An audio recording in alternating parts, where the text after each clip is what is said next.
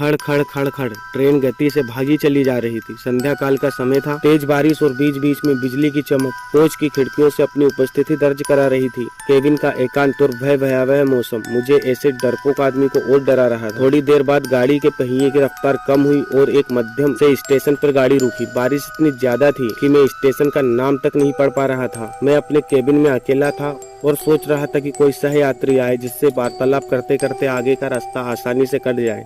एक अंदरूनी भय जो मेरे अंदर जाग चुका था, उससे मुझे निजात मिल सके। तभी किसी ने केबिन का दरवाजा खटखटाया और एक शांत सा दिखने वाला व्यक्ति केबिन में दाखिल हुआ। अपना सामान आदि व्यवस्थित करने के बाद वो मेरी तरफ देखकर मुस्कुराया और मेरी तरफ हाथ आगे बढ़ाकर उसने अपना परिचय दिया। मैं मिस्टर घोष। वो बोला, मैं कोलकाता जा रहा हूँ पुनर्जन्म से संबंधित एक कार्यशाला में भाग लेने के लिए। मैंने उसे बताया कि मैं कानपुर में व्याख्याता के पद पर हूँ और मैं पटना जा रहा हूँ। उसने कुछ खाने का सामान निकाला और मुझसे भी खाने हेतु आग्रह किया, किंतु मैं बहुत ही सशंकित व्यक्ति था। ट्रेन में किसी अजनबी के द्वारा दिए गए खाने को लेना असंभव था मेरे लिए। मैंने बहुत विनम्रता से उसके आग्रह को ठुकराया। वो भी कम उस्ताद नहीं था, कसकर हंसा और बोला, संशय कर रहे हो मेरे ऊपर? अभी तो कुछ नहीं देखी, आगे क्या क्या होता है। उसके यह शब्द सुनकर मुझे साफ सूंघ गया, किंतु मैंने किसी तरह अपनी घबराहट को छुपाया। कोई स्टेशन पर आने पर वो उतरता और ट्रेन चलने के बाद किसी दूसरे कंपार्टमेंट में चढ़कर फिर आ जाता। पूछने पर बोलता कि बीच बीच में रेलवे की नौकरी भी कर लेता हूँ। थोड़ी देर बाद मैं और वह विभिन्न विषयों पर चर्चा करने लगे। उसने पुनर्जन्म से संबंधित बातें प्रारंभ की और पुनर्जन्म को अंधविश्वास बताया। थोड़ी देर बाद उसने मुझसे पूछा, क्या आप भूत प्रेत में विश्वास करते हैं?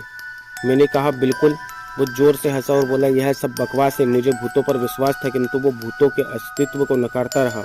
रात अपने यौवन पर पहुंच चुकी थी। चर्चा उपरांत में ट्रेन की प्रथम श्रेणी के कक्ष में सोने का प्रयास कर रहा था। अचानक मुझे ऐसा अनुभव हुआ कि कोई मेरे गले पर गर्म अंगार रख रहा है। मैं हड़बड़ा कर उठा, कहीं कोई नहीं था। मेरे अलावा उस कक्ष में मेरा वही सह यात्री था जो सामने की बर्थ पर लेटा घोड़े बेचकर सो रहा था। मैं फिर सोने का प्रयास करने लगा। अभी आंखें लगी ही थी कि मुझे अपने पेट पर बहुत तेज दबाव और हंसने तेज आवाज सुनाई दी। मैं घबरा कर उठा तो देखा कि सहयात्री बर्थ पर नहीं था। लगभग 1 मिनट बाद वो आया और बोला, जनाब सोए नहीं? मैंने अपनी घबराहट रोकते हुए उससे कहा, अभी नींद नहीं आ रही है। और मैंने अपने बैग में एक मैगजीन निकाली और पढ़ने का नाटक करने लगा। सहयात्री भी बर्थ पर लेट गया और कुछ देर में उसके खर्राटे केबिन में गूंजने लगे। मैं भी थोड़ा निश्चित हुआ और बर्थ पर आंख बंद करके लेट गया। ट्रेन कभी धीमी होती, कभी रफ्तार पकड़ लेती, लेकिन मेरे दिल ने अब तेज रफ्तार पकड़ रखी थी। भय और घबराहट के कारण लघुशंका की इच्छा अपने आप जीवित हो जाती है। और मैं टॉयलेट की तरफ मुड़, जैसे ही मैंने टॉयलेट का दरवाजा खोला वो सहयात्री मुझे अंदर दिखा और मैं चिल्लाते हुए अपनी बर्थ की तरफ भागा। देखा तो वो सहयात्री इत्मीनान से अपनी बर्थ पर सो रहा है। मैंने घबराहट में उसे जगाया। वो बोला, अरे क्या हुआ? इतना मासूम लग रहा है, वो जैसे कुछ जानता ही न हो। मैंने कहा, आप यहाँ भी और वहाँ टॉयलेट में भी।